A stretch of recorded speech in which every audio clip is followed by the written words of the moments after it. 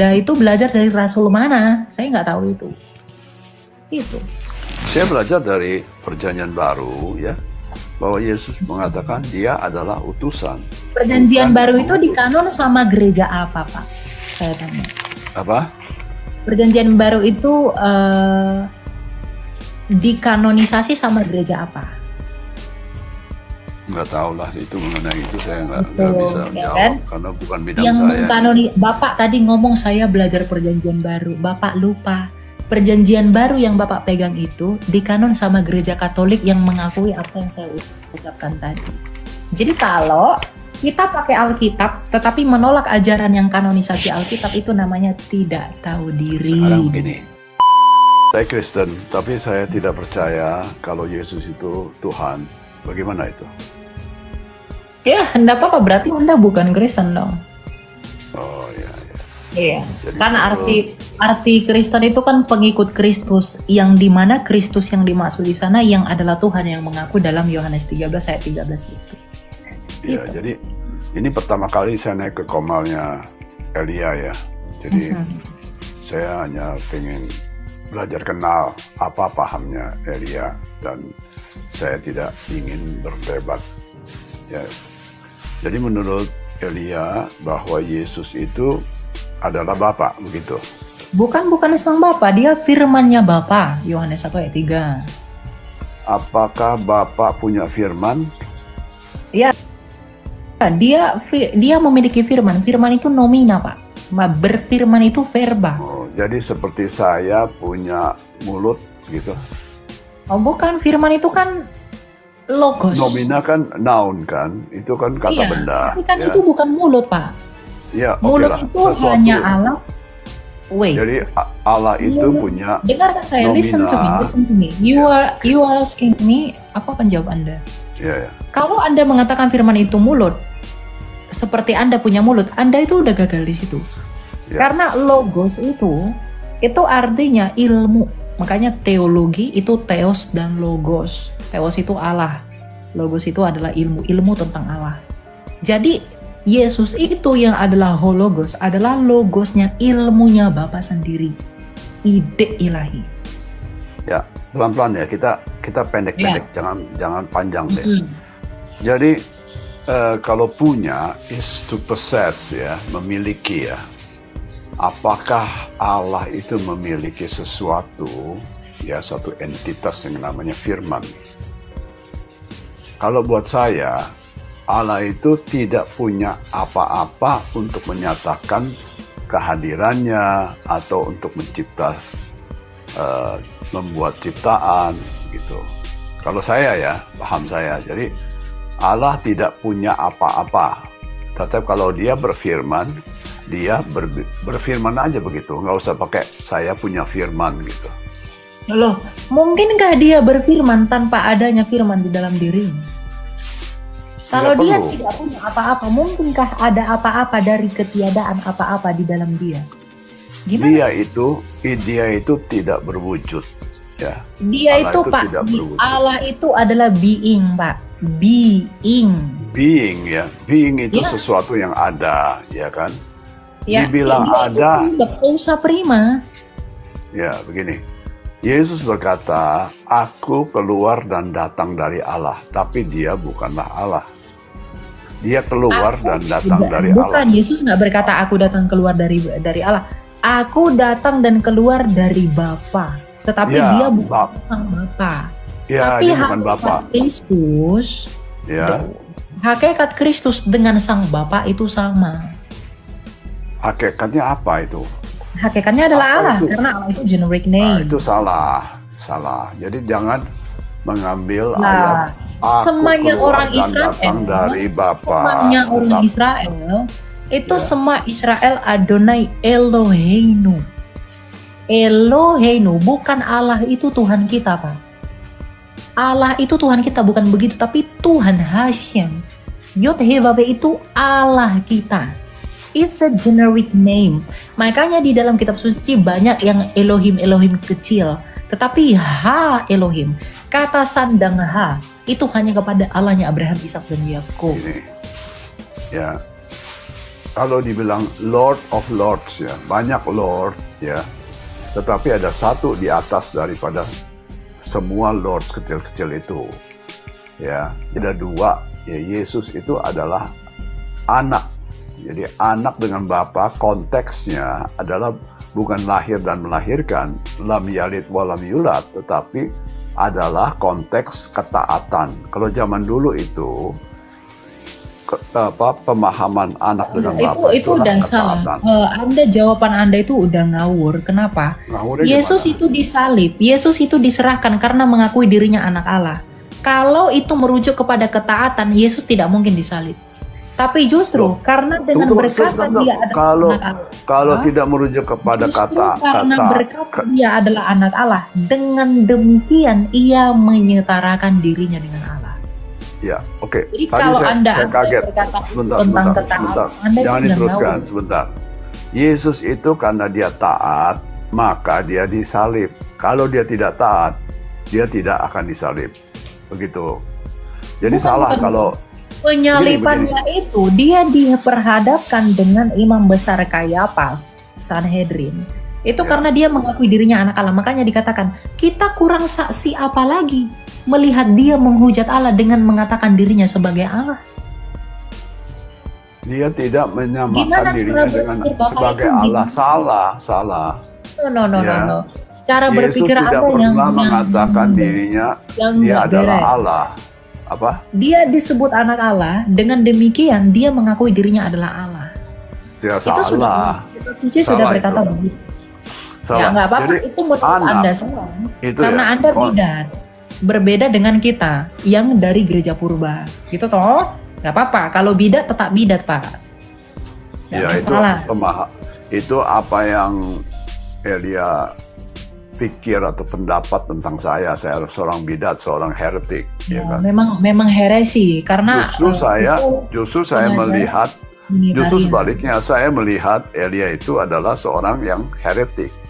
Ya. Oh nggak apa-apa. Gereja itu didirikan melalui kuasa para rasul, di mana Rasul Petrus menjadi soko guru yang mengakui apa yang saya sebutkan tadi. Jadi di luar itu ya bidat seperti Bapak itu tadi. Petrus mengakui Yesus sebagai Tuhan dan para rasul lainnya gitu loh. Jadi nggak apa-apa gitu loh. Anda mandang saya bidat ya nggak apa-apa. Itu toh. Yeah. Karena saya nggak tahu Anda itu belajar dari rasul mana. Saya nggak tahu itu. Itu. Saya belajar dari Perjanjian Baru ya, bahwa Yesus mengatakan dia adalah utusan. Perjanjian Baru itu dikanon sama gereja apa, Pak? Saya tanya. Apa? Perjanjian Baru itu dikanonisasi sama gereja apa? Nggak tahu lah itu mengenai itu saya nggak bisa jawab kan? Karena bukan bidang yang saya. Bapak tadi ngomong saya belajar Perjanjian Baru, Bapak lupa. Perjanjian Baru yang Bapak pegang itu dikanon sama gereja Katolik yang mengakui apa yang saya ucapkan tadi.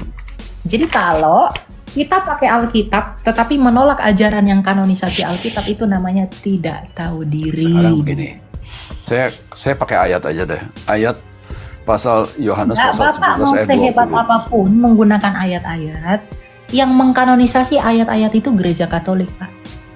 Saya nggak peduli yang mengkanonisasi siapa, tetapi saya baca dan saya mengerti atas apa yang tertulis di dalam Scripture and Testament itu loh, gitu. Jadi kalau kalau ada yang menafsirkan di luar itu ya itu bidat gitu, heresi. Ya kalau saya mengakuin Yesus itu adalah utusan dan beda dengan Bapa yang mengutus, itu saya seorang bidat ya. Iya. Kalau Anda mengaku dia utusan nggak masalah, tapi kalau hanya utusan, Kitab Suci never says that dia adalah hanya utusan. Itu nggak pernah. Tapi mengenai dia siapa, hakikatnya sebagai apa, pribadi, hupostasisnya sebagai apa, itu sudah dinyatakan dalam Kitab Suci. Jadi kalau Anda membuat penafsiran lain, seperti paham Bapak misalnya, Anda berpaham Unitarian itu sudah dikutuk gereja, sudah dianatema. Bukan saya yang kutuk, tapi para rasul yang kutuk. gitu. Jadi paham yang Bapak ajarkan kepada kita ini sudah dikutuk. Jadi kami nggak perlu repot-repot lagi sebenarnya untuk melawan pengajaran seperti itu karena itu sudah dikutuk oleh gereja. Hanya saja berarti kalau paham saya Yesus itu bukan Bapa, itu terkutuk begitu. Ya, yang mengatakan Yesus adalah Sang Bapa itu juga di anatema. Jadi yang bilang Yesus itu adalah Bapa juga dikutuk. Ya, sebelian itu sesat. Jadi mestinya gimana kalau Yesus bukan Bapa dikutuk? Kalau Yesus adalah Bapa dikutuk juga. Jadi Yesus gimana? Betul. Posisinya. Yesus adalah firman Allah.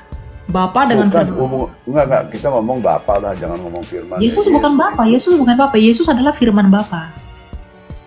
Yesus adalah firman Bapa. Iya, firman Bapa. Jadi bukan Bapa kan? Bukan Bapa. Ya. Kalau dia firman Bapa, firman itu adalah Bapa bukan? Bukan, firman ya firman, Bapa ya Bapa. Firman itu disebut anak. Yohanes 1 ayat 14. Firman itu telah menjadi manusia dan dinyatakan sebagai anak tunggal Bapa penuh kemuliaan. Firman adalah anak. Alkitab berkata dia anak, ya harus anak, jangan kamu bapakan. Ya betul, saya setuju. Kalau Elia bilang Yesus itu bukan Bapa, saya setuju. Ya, itu sepaham dengan saya. Firman itu juga bukan Bapa, saya setuju. Saya setuju. Dan sekarang kita tentang penebusan dosa. Apakah? Enggak Pak, banyak yang antri Pak di bawah ya, gantian ya. Jadi kalau Bapak mengatakan saya Kristen tapi saya tidak mengaku Yesus Tuhan, ya berarti kamu Galatia 1 ayat 8 dibaca ya Pak. Ya. Memang Elia bilang Yesus itu adalah Tuhan ayat 8 ya. Tetapi aneh kenapa tadi bilang Yesus bukan Bapa, tetapi tetap berkeras bilang Yesus itu adalah Tuhan. Iya betul. Yesus adalah Bapa. Kepenguasaan Matius 28 ayat 18.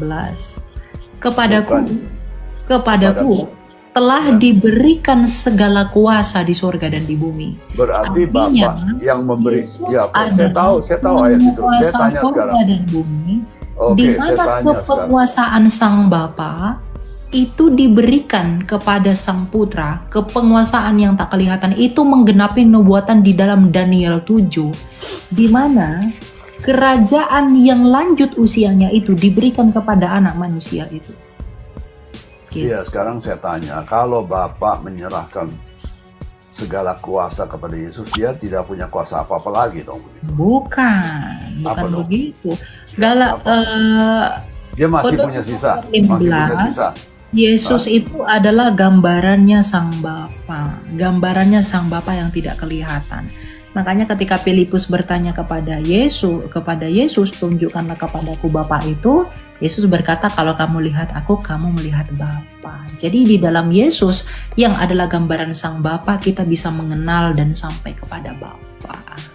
Ya, ada di mana ayatnya dia adalah gambaran? Ya, dia adalah gambarannya Allah Sang Bapa yang tidak kelihatan. Mana ayatnya bahwa dia gambaran? Kolose 1 ayat 15, baca dong itu kan. Coba baca. Buka kita Kolose. Saya buka ya. Baca. Kolose. Dia adalah gambaran Allah yang tidak kelihatan. Nah, jelas itu. Gitu.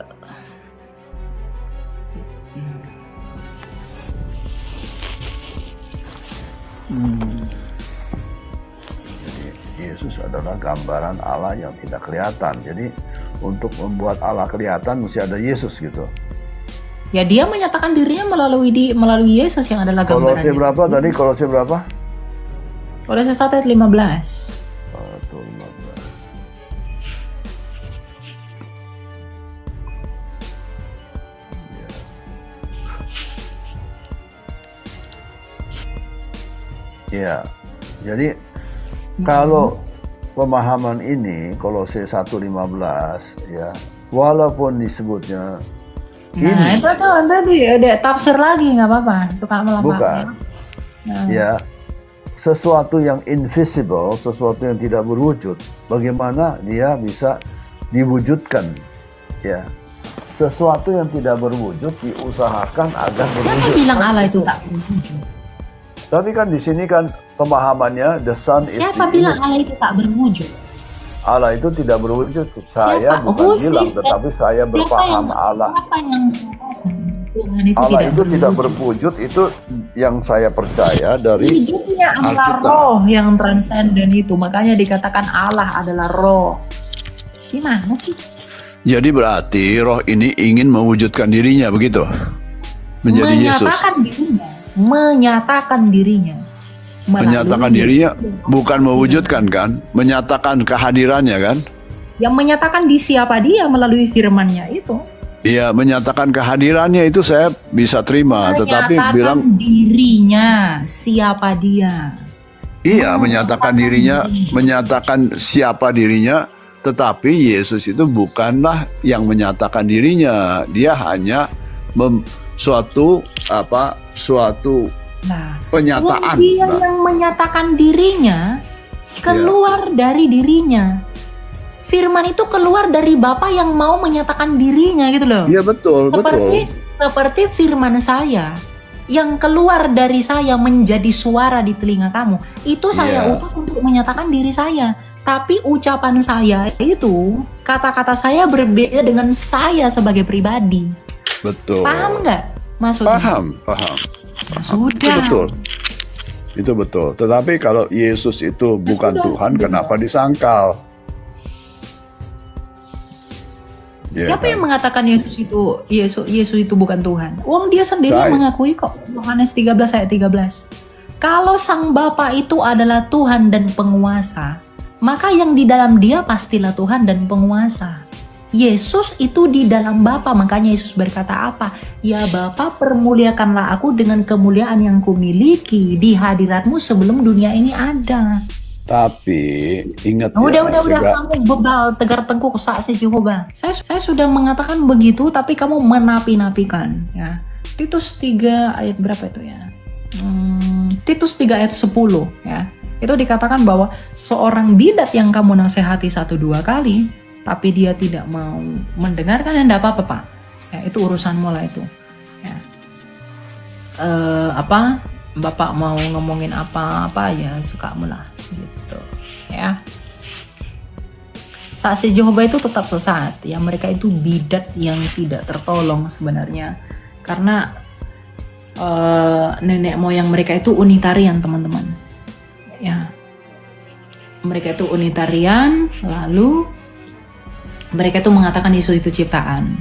Kemarin saya pernah ketemu, saya kemarin baru pulang pelayanan dari Bandung, saya ketemu saksi Jehovah di jalan-jalan Braga itu loh. Saya lihat banyak poster mereka. Terus saya bilang, saya kan liatin posternya, saya udah tahu nih saksi Jehovah. Mereka dalam poster-poster itu tuh mereka tulis, apakah kamu sadar bumi ini sudah semakin rusak, bla bla bla bla bla bla gitu. Lalu ada orang saksi Jehovah, bapak ini hampiri saya, dia bilang begini, nah, mau ikut nggak kak, mau gabung nggak kak? Terus saya bilang, oh ini saksi Jehovah ya, saya bilang gitu. Iya katanya. Oh berarti ini sekte yang mengatakan Yesus itu ciptaan, katanya. Iya, dia kata saya begitu. Iya katanya. Terus langsung saya bilang, ini itu sesat pak, sesat, saya bilang gitu. Terus dia bilang, terima kasih ya, dia bilang begitu. Iya memang sesat gitu. Jadi kepada orang-orang Kristen ya lebih harus hati-hati. Harus hati-hati dalam menanggapi pengajaran-pengajaran seperti itu ya. Seperti Bapak tadi, kita tidak boleh benci pribadinya, tapi argumentasi yang dia bawa itu adalah mengulang kesesatan yang pernah ada. Ya. Saksi Jehovah misalnya ya, mereka percaya yang masuk surga hanya 144.000 orang. Ya, jadi ya itu sih. Mereka pakai Alkitab yang notabene dikanonkan gereja yang mengakui Yesus adalah Allah gitu. Jadi mereka memakai produk atau produk tradisi dari gereja yang menyatakan bahwa Yesus itu adalah Tuhan. Gitu. Jadi sebenarnya mereka pun inkonsisten. Saksi-saksi Jehovah, Mormon, sebenarnya banyak banget ya aliran-aliran baru-baru ini. Mormon, Shincheonji-la, Gereja Tuhan Yang Maha Kuasa lah, apalah segala macam, banyak banget. Harus hati-hati ya. Karena di dalam Hosea Tuhan bilang begini, umatku binasa karena kurangnya pengetahuan. Ya. Umatku binasa karena kurangnya pengetahuan tentang aku. Jadi kita tuh nggak bisa nggak bisa mengontrol apa yang di luar kita, tapi kita perlu membatasi diri. Kita perlu belajar untuk mencari tahu kebenaran yang sesungguhnya itu bagaimana. Jadi harus hati-hati ya dengan pengajaran-pengajaran seperti itu ya. Salam saudara-saudara, berjumpa kembali bersama dengan saya di channel ini. Bagaimana kabar kita semua? Kiranya kabar kita selalu baik-baik saja dan terus diberkati Tuhan dengan melimpah-limpah. Amin. Saudara, itulah dia yang baru saja kita tonton tadi videonya. Bagaimana debat seru antara Elia Myron dan seorang saksi Jehovah. Bagaimana seorang saksi Jehovah ini terus menyerang tentang ketuhanan Yesus Kristus dengan mengatakan bahwa Yesus itu bukan Tuhan. Bahkan dengan mengatakan bahwa Yesus itu bukanlah Allah itu sendiri. Tetapi walaupun berkali-kali Elia Myron menunjukkan ayat seperti kitab Kolose bahwa Yesus itu adalah gambar dan wujud Allah itu sendiri, tetapi dia tetap tidak mau terima akan hal itu. Dan bahkan, saudara, ketika Elia Myron juga mengatakan bahwa Yesus itu setara dengan Bapa, ataupun Yesus itu adalah Allah itu sendiri, tetapi dia juga tidak terima akan hal itu. Dan ketika Elia Myron terus-menerus menjelaskan bahwa Yesus itu bukan ciptaan, tetapi dia adalah Sang Firman, dia adalah Allah itu sendiri. Itu sebabnya Yesus berkali-kali mengatakan, Aku dan Bapa adalah satu. Yesus juga katakan, sebelum Abraham ada, aku telah ada. Bahkan Yesus mengatakan, ya, di dalam firman-Nya, Yohanes 1:1, bahwa pada mulanya adalah firman, firman itu bersama-sama dengan Allah, firman itu adalah Allah sendiri. Dan Elia Myron menjelaskan dengan sangat jelas dan mampu kita memahaminya. Tetapi memang seorang saksi Jehovah ini begitu tidak mau mendengarkan kebenaran itu sendiri. Bahkan para rasul mempercayai bahwa Yesus itu adalah Allah. Sama seperti Thomas. Awalnya dia tidak percaya. Tetapi ketika dia melakukan, bagaimana dia berkata, sebelum aku mencucukkan jariku ke dalam tangannya dan tanganku ke dalam lambungnya, sekali-kali aku tidak akan percaya. Langsung saudara, Thomas menyaksikan. Dan Thomas berkata, ya Tuhanku dan Allahku. Thomas mengakui dia adalah Allah. Petrus mengakui dia adalah Allah. Paulus mengakui dia adalah Allah. Lalu kenapa saksi Jehovah ini tidak mengakui bahwa Yesus itu adalah Tuhan? Kenapa mereka mengatakan Yesus itu hanyalah ciptaan? Padahal mereka tidak tahu bahwa Yesus adalah Allah itu sendiri. Alkitab katakan bahwa satu-satunya juru selamat hanya Allah itu sendiri. Itu sebabnya Yesus disebut sebagai anak Allah. Ketika Yesus mengatakan dia adalah anak Allah, orang-orang Yahudi melempari dia dengan batu. Kenapa? Karena dengan mengatakan demikian, itu artinya Yesus menyamakan dirinya, menyetarakan dirinya dengan Allah. Kiranya kita mengerti. Dan bahkan rasul-rasul mengatakan kalau ada orang yang menyampaikan ajaran tidak sesuai dengan ajaran, usirlah mereka. Artinya begini, kita bukan membenci orangnya seperti saksi Jehovah ini, ya tentunya kita mengasihi mereka. Tetapi kita membenci pemahamannya, karena itu bisa menyesatkan. Bahkan mereka juga ambil dalam kitab Wahyu mengatakan bahwa yang selamat itu sudah ditentukan. Hanyalah orang-orang Israel yang akan selamat, selebihnya akan masuk neraka. Lalu mereka tidak membaca ayat berikutnya yang mengatakan bahwa ada suara yang amat besar seperti desa air bah. Banyaknya. Mereka nggak baca itu. Yang artinya bukan hanya yang dicatat itu yang selamat, tapi ada juga banyak dari berbagai bangsa yang tidak terhitung jumlahnya yang akan selamat. Nah, teman-teman, kiranya video yang saya bagikan ini boleh memberikan kepada kita pengetahuan dan memberikan kepada kita pelajaran penting. Sehingga kita tidak menyangkal iman kita kepada Yesus Kristus. Roma 3:23, semua manusia sudah berbuat dosa telah kehilangan kemuliaan Allah. Roma 6:23, upah dosa adalah maut. Tapi karunia Allah ialah hidup yang kekal di dalam Yesus Tuhan kita. Ini perlu kita paham. Tuhan memberkati. Shalom.